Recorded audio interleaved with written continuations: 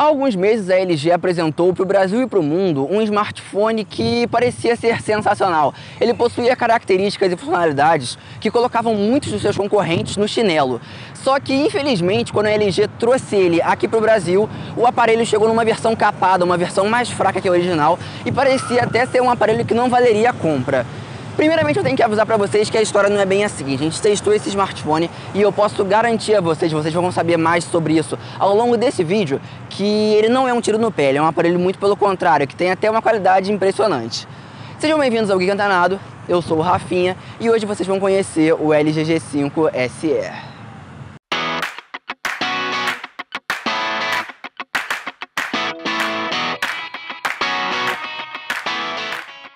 A propósito, pessoal, o LG G5 SE é um smartphone lançado oficialmente em junho de 2016 e provavelmente o smartphone mais polêmico desse ano. Isso porque, caso você não saiba, a LG lançou o G5 em outros países e criou essa versão SE para o Brasil e para alguns outros mercados. Essa versão ela é inferior ao G5 normal, digamos assim, possui preços, dimensões e desempenhos reduzidos, o que deixou muita gente descontente desde o seu lançamento. Vamos começar pegando aqui um ponto interessante, que é a questão do design e as dimensões do aparelho. Todo o corpo dele é feito em metal, e quando lançado o aparelho pareceu bem estranho, mas eu confesso a vocês que o G5 SE é bem bonito pessoalmente. Ele tem 14,9 cm de altura, 7,3 de largura e espessura de 7,3 mm. Vale ressaltar que o G5 original é um pouco mais espesso, com 7,7 mm de espessura, e apesar dele ser um pouquinho mais fino, a pegada do aparelho é muito boa. Você segura com segurança e o corpo de metal escorrega muito pouco. Mas por ser tão fino, você pode demorar a se acostumar com esse pequeno detalhe, até porque o seu peso também é reduzido frente à versão normal. A gente tem aqui 156 gramas, enquanto na versão original são 159 gramas. Mas sinceramente, pessoal, isso daí é algo que não faz nenhuma diferença. Dentro desse corpo de metal que chama bastante atenção, encontramos na lateral esquerda os botões de volume e o botão para a remoção da bateria. Na traseira temos o foco a laser, as duas câmeras traseiras, o flash e o botão de ligar / sensor de digitais. Na parte superior encontramos a entrada para fones de ouvido, o microfone e o emissor de sinal infravermelho. E na lateral direita a gente vai ter ali a gaveta para a inserção do chip e que também está o slot de cartão de memória. Por último, na parte inferior temos a entrada USB do tipo Type-C, o alto-falante, que é apenas um, a gente não tem aqui um alto-falante estéreo, e o microfone principal. Além disso, na frente do aparelho a gente vai encontrar a câmera frontal, um pequeno alto-falante e o sensor de proximidade. Ainda aqui na frente, pessoal, nós temos uma tela de 5,3 polegadas IPS LCD, que é levemente curva na parte superior e com resolução Quad HD, resolução de 1440 por 2560. Isso nos dá uma densidade de tela de 554 pixels por polegada, o que garante uma qualidade de tela impressionante. Na minha opinião particular, pessoal, essa daqui é uma das melhores telas que eu já vi no smartphone, tanto em equilíbrio de cores como em contraste e saturação. Essa tela quase não gera reflexos e tem destaques como o Display Always On, que para quem não sabe é o recurso que mantém a tela do aparelho ligada, exibindo algumas informações em luz baixa, e o consumo de bateria quase zero.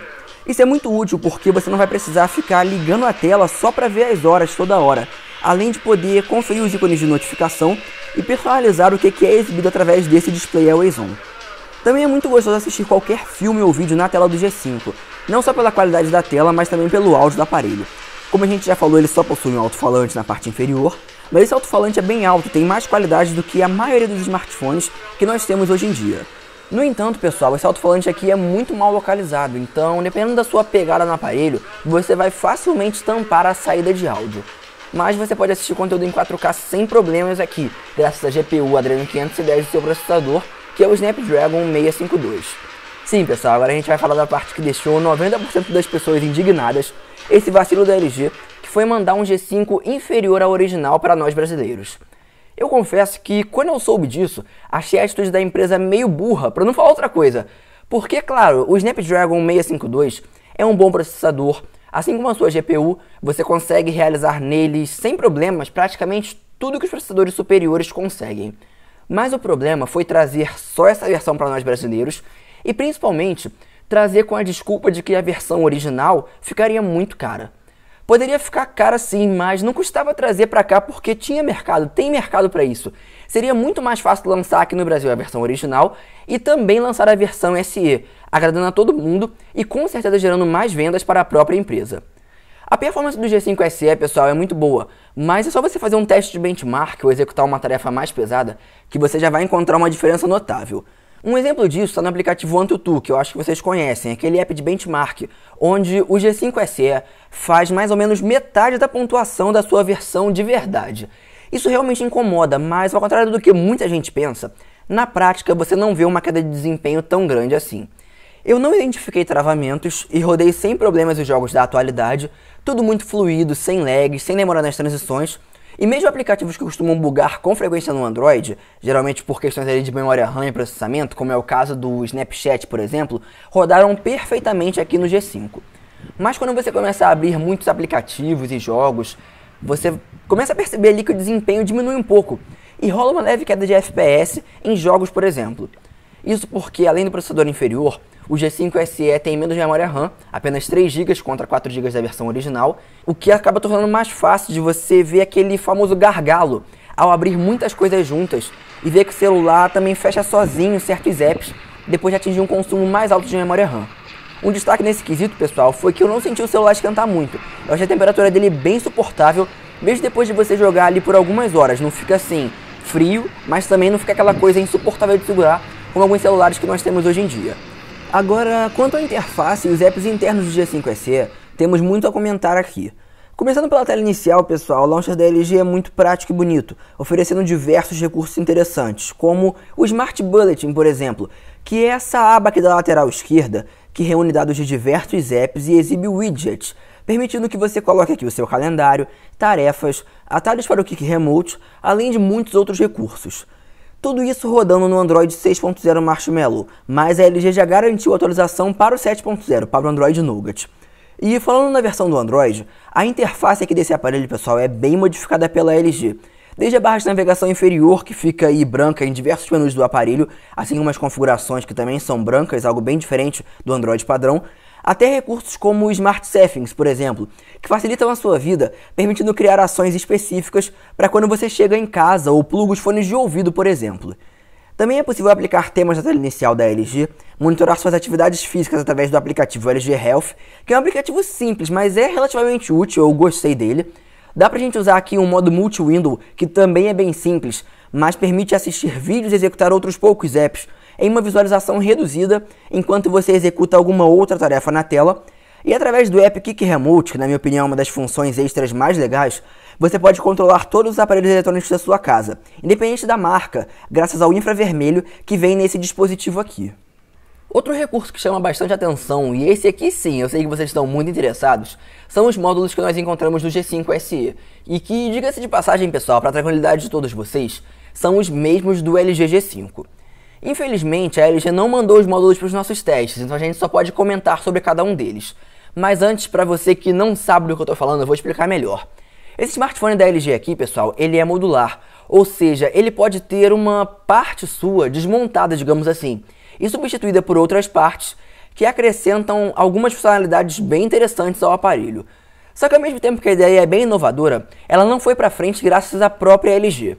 Meses depois de lançado, o G5 permanece apenas com 2 módulos, que são o LG Cam Plus, que adiciona controles manuais à câmera do aparelho, transformando em uma espécie de câmera DSLR, você vai poder regular tudo ali manualmente, e também adiciona mais bateria ao aparelho, adiciona 1200 mAh a mais ao seu smartphone.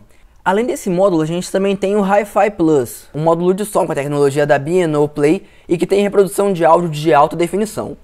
Esse último acessório ele é um pouquinho mais legal na minha opinião, porque pode ser usado com o G5 ou de forma separada, podendo inclusive ser conectado ao seu PC ou a algum outro smartphone. Também tem outros acessórios, como o óculos VR da LG, a LG 360 Cam, que é uma câmera muito maneira, e o LG Rolling Bot. Porém, apenas a câmera da LG, a 360 Cam, que filma aí com uma qualidade altíssima e em 360 graus, veio para o Brasil. Os outros só podem ser comprados lá fora.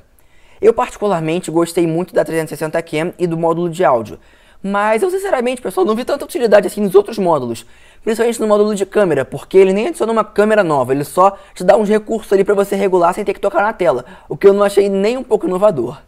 Mas já que a gente comentou aí sobre o assunto câmera, vamos a ela, né, pessoal? O G5 SE, como eu já comentei aí com vocês, possui 2 câmeras traseiras. A principal tem 16 megapixels com abertura de 1.8 e a secundária tem 8 megapixels com abertura de 2.4. Se você aí é totalmente leigo em fotografia, não sabe o que é a abertura, não faz a mínima ideia do que eu tô falando, resumindo a história, pessoal, quanto menor a abertura, mais clara é a câmera, ou seja, ela vai ter mais qualidade e vai conseguir captar fotos com menos luz. Então você vai evitar de tirar aquelas fotos à noite que vão ficar granuladas, vão ficar com uma qualidade ruim, digamos assim. Os recursos aqui que merecem mais destaque são o foco a laser, a estabilização do tipo OIS, a gravação de vídeos em 4K e o ângulo de visão da câmera secundária, que é de 135 graus. Tá, eu sei que muita gente pode não ter entendido esse último recurso que eu falei, a questão aí do ângulo de visão de 135 graus. Então deixa eu explicar isso daqui direito pra vocês, pessoal. A segunda câmera, que como eu falei tem 8 megapixels, ela é muito mais ampla que a primeira. Então através dela você consegue captar uma imagem que cabe mais coisas, digamos assim. Ainda não entendeu? Então deixa eu colocar aí na tela algumas imagens feitas com o G5SE para que você perceba a diferença entre as duas câmeras. Entendeu agora? A câmera principal, ela tem um foco em qualidade, mas a segunda câmera, ela pode ser chamada de uma câmera panorâmica, então você consegue captar muito mais coisas do que com a câmera principal e do que com as câmeras que a gente tem aí na maioria dos smartphones. Um exemplo prático disso daí é que se você quer tirar uma foto com muita qualidade, você vai utilizar a câmera principal. Mas se você vai tirar uma foto aí na sua casa, num espaço bem pequeno onde tem um monte de gente para caber na foto, você põe a câmera secundária e ela vai captar um ângulo muito maior, então vai caber mais gente na foto. Acho que esse daí é o jeito mais prático de eu explicar qual é a função de cada uma dessas câmeras aí pra vocês. Dá pra perceber aí que o objetivo da LG foi realmente fazer você usar essas duas câmeras sempre, alterando para amplitude quando você precisar capturar a cena em geral, ou alterando para a qualidade para fazer fotos melhores. E sim, a câmera principal realmente tem ótimas fotos, a gente vai deixar aqui na descrição algumas fotografias feitas com a qualidade original, sem nenhuma edição, sem nenhuma perda de qualidade, para que vocês tenham uma ideia, inclusive para que vocês comparem a câmera principal e a câmera secundária. Mas uma coisa, pessoal, que vale ressaltar é que apesar das fotos serem excelentes, existe muito pós-processamento nelas, ou seja, o software da câmera trabalha muito para gerar as fotos. Na minha opinião, isso não é algo ruim, mas muita gente não gosta que a câmera faça sozinha tantas alterações. Uma alternativa é você apelar para outros recursos, como o modo manual, que também é excelente, assim como os modos que permitem usar várias câmeras, o modo panorâmico e o modo de filtros automáticos.